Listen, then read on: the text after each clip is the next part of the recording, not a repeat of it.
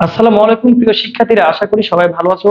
আজকে আমি তোমাদেরকে পদার্থ বিজ্ঞানের গতির অধ্যায়টি নিয়ে আলোচনা করব, যা মূলত নতুন কারিকুলামের অষ্টম শ্রেণীর প্রথম অধ্যায় এবং নবম শ্রেণীতে এই অধ্যায়টি নাই, কিন্তু তোমাদের এটি লাগবে, কারণ তোমরা নতুন কারিকুলামে নবম শ্রেণীতে উঠে গেছো। তোমরা গতির অধ্যায়ের সূত্রগুলো বা এগুলো সম্পর্কে তোমরা জানো না।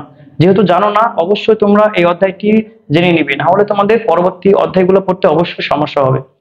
আর যারা ওল্ড 10 আসো তারা অবশ্যই আমার ভিডিওটি দেখবে, সামনে তোমাদের এসএসসি পরীক্ষা। তো চলো আমরা তাহলে শুরু করি, গতির অধ্যায় নিয়ে আলোচনা করি তাহলে, ঠিক আছে? দেখো, শুরুতে তোমাদের এই গতির অধ্যায় জানার জন্য কয়েকটি বিষয়ের উপর ধারণা থাকতে হবে। তার মধ্যে হচ্ছে দ্রুতি, ত্বরণ, বেগ। হ্যাঁ, এগুলো তোমাদের জানতে হবে। তো শুরু করি। দেখো, দ্রুতি কি? দ্রুতি হচ্ছে সময়ের সাথে আহ দূরত্বের পরিবর্তনের হারকে দ্রুতি বলে, ঠিক আছে? আর হচ্ছে বেগ কি? বেগ হচ্ছে সময়ের সাথে সরণের পরিবর্তনের হারকে বেগ বলে, ঠিক আছে? দ্রুতিকে আমরা ডি অথবা এল দ্বারা প্রকাশ করি এবং সরণকে আমরা এস অথবা টি দ্বারা প্রকাশ করি। তোমরা এগুলো অবশ্যই জানো, এগুলো আমার বলতে হবে না, আশা করি তোমরা সবাই এগুলো জানো।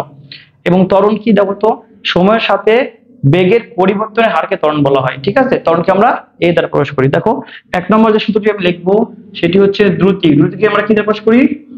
ভি দ্বারা প্রকাশ করি। ভি সমান সমান ডি ভাগ টি, এটি হলো আমাদের এক নম্বর সূত্র, ঠিক আছে? এখানে ভি মানে কি? দ্রুতি। আর হচ্ছে ডি হলো এখানে দূরত্ব, আর টি হচ্ছে এখানে সময়। আর প্রত্যেকটার একক তোমরা জানো আশা করি, তারপর আমি লিখে দিচ্ছি পাশে। দেখো, দ্রুতির একক হচ্ছে মিটার পার সেকেন্ড, আর দূরত্বের একক হচ্ছে মিটার, আর সময় একক হচ্ছে সেকেন্ড, ঠিক আছে? দেখো, এখন দুই নম্বর সূত্রটি তোমাদের আমি লিখে দিচ্ছি। দুই নম্বর হচ্ছে বেগের সূত্র। আমরা বেগকেও ভি দ্বারা প্রকাশ করি, ঠিক আছে? আর ভি সমান সমান এখানে এস ভাগ টি, কারণ এস হচ্ছে এখানে সরণ।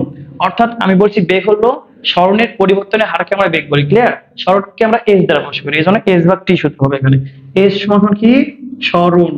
এর একক হচ্ছে মিটার, আর টি তো আমরা একটু আগে দেখলাম, টি মানে সময়, একক হচ্ছে সেকেন্ড। আর এখানে ভি হচ্ছে বেগ, যার একক হচ্ছে কি? Meter per second. দেখো, এখানে একটা কথা মনে রাখবা, দ্রুতি এবং বেগের একক এবং মাত্রা কিন্তু সেম হয়, ঠিক আছে? এখন দেখো, ত্বরণ। ত্বরণের সূত্র কিরকম? ত্বরণকে আমরা এ দ্বারা প্রকাশ করি, ঠিক আছে? এ সমান সূত্র কি হবে? ভি মাইনাস ইউ ডিভাইডেড টি। অর্থাৎ ত্বরণ হচ্ছে কি বললাম? ওই যে বলেছিলাম, আহ ত্বরণ হচ্ছে বেগের পরিবর্তনের হারকে ত্বরণ বলা হয়, ঠিক আছে? এখানে এই যে ভি আছে, এই ভি দ্বারা এখানে শেষ বেগকে বলা হচ্ছে, ঠিক আছে? শেষ বেগ। আর ই হচ্ছে আদি বেগ বা শুরুর বেগ, ঠিক আছে? আর এই হচ্ছে তো ত্বরণ, ঠিক আছে? আর ত্বরণের একক তুমি অবশ্যই মুখস্থ রাখবা, একক হচ্ছে meter per second square, clear? এই কয়টা সূত্র তোমাদের প্রাথমিক সূত্র, ঠিক আছে? এরপর আমরা কি করব? বেগ এবং হচ্ছে সময়ের লেখচিত্র থেকে কিছু সূত্র নিয়ে আসবো, ঠিক আছে? যেটা হলো সমবেগ বা সমত্বরণ বা সমবন্ধন, ঠিক আছে? দেখো, ত্বরণ তো আমরা বুঝলাম যে সময়ের সাথে বেগ বৃদ্ধির হারকে ত্বরণ বলা হয়, যদি পরীক্ষা আসতে এটা লিখবা। আর হচ্ছে ত্বরণের ঋণাত্মক মানকে আমরা মন্দন বলি, ক্লিয়ার? অর্থাৎ ত্বরণ মানে অর্থাৎ হচ্ছে সময়ের সাথে বেগ রাশির হারকে আমরা মন্দন বলি, কিন্তু মন্দনকে আমরা এই দ্বারাই প্রকাশ করি, ঠিক আছে? এই সূত্রে আমরা ইউজ করব, কিন্তু যদি মাইনাস মান আসে তাহলে আমরা মনে করবো এটা হচ্ছে মন্দন, ক্লিয়ার? এখন তোমাদেরকে আমি কিছু একটা গ্রাফ দেখাবো। দেখো, যে গ্রাফে বেগ এবং সময় থাকবে, এবং বেগ এবং সময়ের সাথে সাথে তার কি করবে? কিছু পরিবর্তন হবে, এবং পরিবর্তনের সাথে সাথে কিছু এখানে প্রক্রিয়া ঘটবে, ঠিক আছে? দেখো, ধরো এইদিকে একটা বেগ, এইভাবে বেগের আমি এদিকে বেগ নিবো আমি, আর এদিকে আমি সময় নিব। এদিকে নিলাম সময়, আর এদিকে বেগ, ঠিক আছে? ধরো এখানে হলো ওয়ান, এটা 1 সেকেন্ড, এটা 0 সেকেন্ড চলে হলো, এটা 1 সেকেন্ড, এটা 2 সেকেন্ড, এটা 3 সেকেন্ড, এটা 4 সেকেন্ড, এটা 5 সেকেন্ড, হ্যাঁ?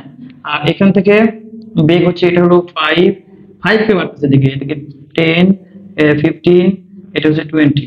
দেখো, এই ধরো এই 2 সেকেন্ড যখন ছিল তখন বেগ ছিল ধরো 10 ছিল, একদম সেম। দেখো, ঠিক আছে? আর যখন 2 সেকেন্ড ছিল তখন তার বেগ ছিল কত? 10, ঠিক আছে? এখন দেখো, 2 থেকে 4 সেকেন্ড যখন গেছে তখন তার বেগ ছিল কত? 10 ছিল, কোনো পরিবর্তন হয় না, হ্যাঁ? আবার দেখো, 4 থেকে যখন 5 সেকেন্ড গেছে তখন তার বেগটা পরিবর্তন হয়ে কমে গেল, হ্যাঁ? অর্থাৎ 10 থেকে জিরো থেকে জিরো, তার কিন্তু জিরো বেগ, কিন্তু জিরো থেকে, হ্যাঁ? তাহলে এখানে দেখো তো তিনটা পরিবর্তন হচ্ছে না?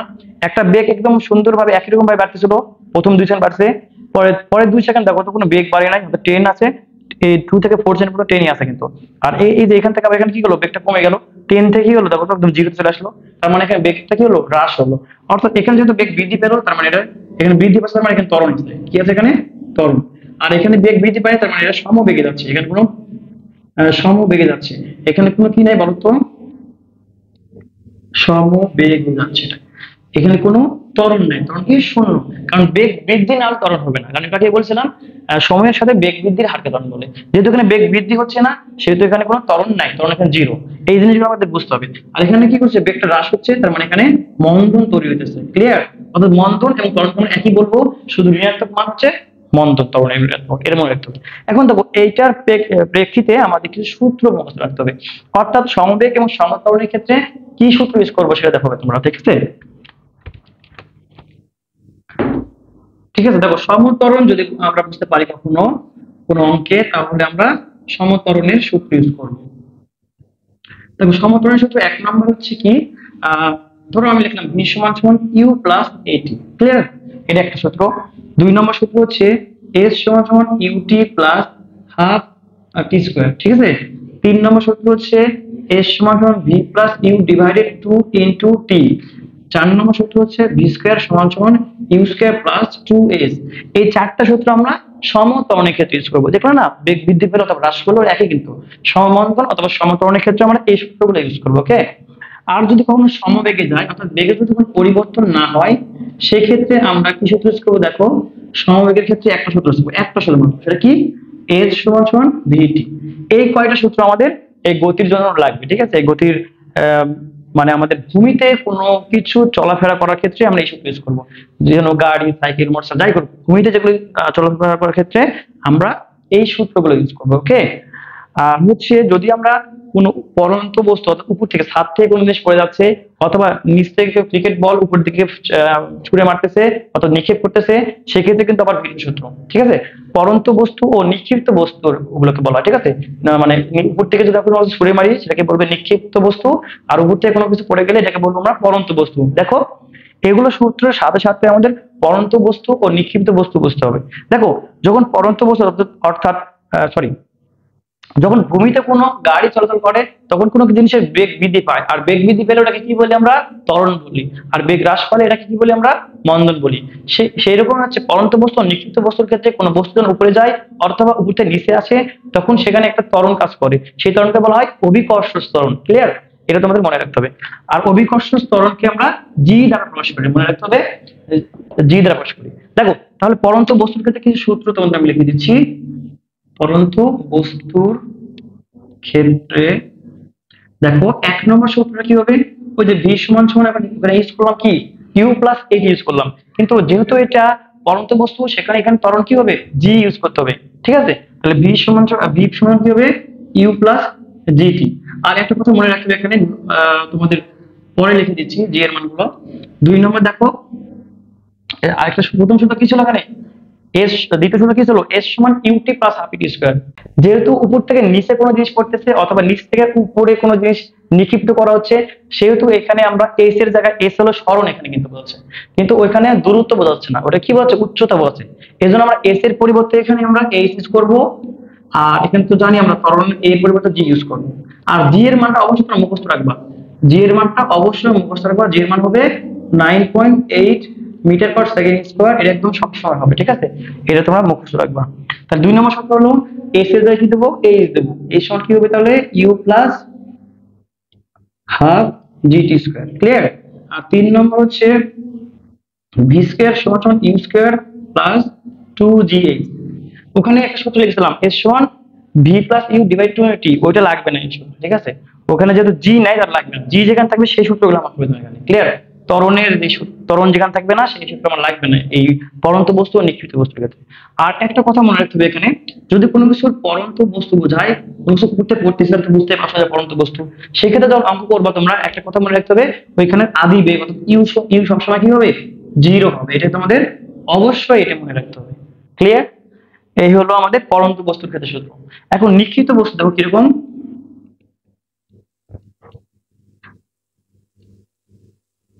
নিক্ষিপ্ত বস্তুর ক্ষেত্রে খেয়াল করো, নিক্ষিপ্ত বস্তুর ক্ষেত্রে এখানে একই সূত্র ইউজ করবো আমরা পরন্ত বস্তুর ক্ষেত্রে যেটা ইউজ করছি, যেটা উপর থেকে নিচে পড়তেছে তার মানে তার বেগ অবশ্যই বৃদ্ধি পাচ্ছে, আস্তে আস্তে জিনিসটা কি ভারী হবে, তখন তার বেগটা বৃদ্ধি পাবে। আর নিচ থেকে যখন উপরে যাবে তখন কি করবে সেই জিনিসটা বলতো, ওখানে এই যে অভিকর্ষ ত্বরণ আছে ত্বরণের বিরুদ্ধে যাইতেছে, তার মানে অভিকর্ষ ত্বরণটা এখানে মাইনাস ইউজ করতে হবে, অর্থাৎ জি এর মানটা এখানে কি হবে মাইনাস। অর্থাৎ আমি যদি পরন্ত বস্তুর যে সূত্রটা আছে সেই সূত্রটা ইউজ করব, শুধু প্লাসের জায়গায় আমি মাইনাস ইউজ করবো, তাহলে আমাদের সূত্রটা হয়ে যাবে। অর্থাৎ এক নম্বর হবে কি বি সমান সমান ইউ মাইনাস জিটি, দুই নম্বর হবে এইচ সমান সমান u minus half g t square, তিন নম্বর হবে ভি স্কোয়ার সমান সমান u square minus two g h. আর একটা কথা এখানে অবশ্যই মনে রাখতে হবে, নোটটা খেয়াল করো, এখানে ইউ না সরি এখানে ভি এর মান মনে রাখবা 0 মিটার পার সেকেন্ড হবে, অর্থাৎ নিক্ষিপ্ত বস্তুর ক্ষেত্রে শেষ বেগটা কি হবে 0 হবে, এটা তোমাদের অবশ্যই মনে রাখতে হবে। ঠিক আছে, পরন্ত বস্তু ও নিক্ষিপ্ত বস্তুর ক্ষেত্রে আরো কিছু সূত্র বের করা যায়, ঠিক আছে, শর্টকাট। ঠিক আছে, যেমন যদি তোমাকে বলে যে কোনো পরন্ত বস্তু 10 মিটার পড়তে কতটুকু সময় লাগবে তার, ঠিক আছে, মানে কতটুকু সময় লাগবে তুমি একবারে শর্টকাটে তুমি ইউজ করতে পারবে। ঠিক আছে, যেমন এই যে এখানে 2 নম্বর সূত্র থেকে আমরা বের করতে পারি কতটুকু সময় লাগবে। ঠিক আছে, দেখো এই যে আমি যদি ইউটা 0 বলতে এখানে ইউ 0, এই সময় কি লিখবো আমি বলতো, ইউ তো 0 হবে, কারণ পরন্ত বস্তুর ক্ষেত্রে আদিবেগ সবসময় 0 হয়, তাহলে এই যে কি থাকবে হাফ জি টি স্কোয়ার। যদি আমি টি বের করবো তাহলে এটা এই পাশে লিখলাম আর এসটাকে আমি ডানে লিখলাম। হ্যাঁ, এখন কি দেখো আর গুণ করতে নিচে হরে কিন্তু 2 আছে এখানে, আর এটা লব আর এর নিচে 1 আছে, কিন্তু আমি লাগবে জিটি স্কয়ার আমি রাখলাম, এর সাথে 1 গুণ করলে জিটি স্কয়ারই হয়ে যাবে। হ্যাঁ, আর এটা 2h হবে। এখন আমি টি যদি রেখি আমি সবগুলো যদি পার করি তাহলে কি হবে বলো তো, 2h ভাগ জি হবে, আর এই যে রুট ওভার আছে এটা উপরে সরি হ্যাঁ স্কয়ার আছে এটা উপরে গেলে রুট ওভার হয়ে যাবে, অর্থাৎ টি সমান কি হয় রুট ওভার 2h ভাগ জি, এটা আমাদের শর্টকাট সূত্র। ক্লিয়ার? আবার যদি বলে কোন নিক্ষিপ্ত বস্তুর ক্ষেত্রে যদি বলে যে ওই বস্তুটি সর্বোচ্চ কত উচ্চতায় উঠবে, সেই ক্ষেত্রে আমরা কিন্তু সূত্র ইউজ করতে পারি খুব ইজিলি, আমরা এখান থেকে ইউজ করতে পারি, এখান থেকে ইউজ করে সবচেয়ে ইজি হবে কত উচ্চতায় উঠবে। ঠিক আছে, তাহলে আমি যদি ভিটা 0 করতে পারি এখানে ভি 0 হবে, কারণ শেষ বেগ 0 হয় নিক্ষিপ্ত বস্তুর ক্ষেত্রে, সেক্ষেত্রে আমি 2gs কে বামে নিয়ে আসলাম, তো ডানে ডানে কি থাকে আছে, তাহলে শুধু এই ইউ স্কয়ার আছে, তাহলে এখানে আমি শুধু এইচ টা রেখে দিই, তাহলে এটা ভাগ হয়ে যাবে 2 0 পাশে, তাহলে ইউ স্কয়ার ভাগ 2 0 অর্থাৎ এইচ সমান কি হবে ইউ স্কয়ার ভাগ 2g, এটা আমাদের সর্বোচ্চ উচ্চতা বের করার সূত্র। ঠিক আছে, আবার কোন নিক্ষিপ্ত বস্তু যদি উপরে যায় আবার নিচে নামে তাহলে মোট কত সময় লাগলো, অর্থাৎ এটাকে বলা হয় বিচরণ কাল। কোন জিনিস উপরে উঠলো এবং উপর থেকে আবার নিচে নামলো, এই মোট সময়কে আমরা কি বলবো বিচরণ কাল। তো এই বিচরণ কাল বের করার একটা শর্টকাট টেকনিক আছে, সেটা তোমাদের আমি শিখিয়ে দিচ্ছি। দেখো এখানে ভি এর মান তো 0 যদি বসাই আমি, আর এই জিটি কে যদি বামে নিয়ে চলে আসি, দেখো এখানে দেখাই তোমাদের জিটি কে বামে নিয়ে আসলাম, আর তাহলে যে ডানে কি ইউ আছে, অর্থাৎ টি সমান কত হবে ইউ ভাগ জি। ক্লিয়ার? এটা হলো শুধুমাত্র উপরে ওঠার সময় কতটুকু লাগবে সেটা, আবার ওইটুকু সময় তো আবার নিচেও লাগবে তাই না, তাহলে তাহলে কত সূত্র হবে দেখো, u plus g plus u plus g করতে হবে, তার মানে 2u প্লাস জি হবে, অর্থাৎ বিচরণকালের সূত্র হবে কি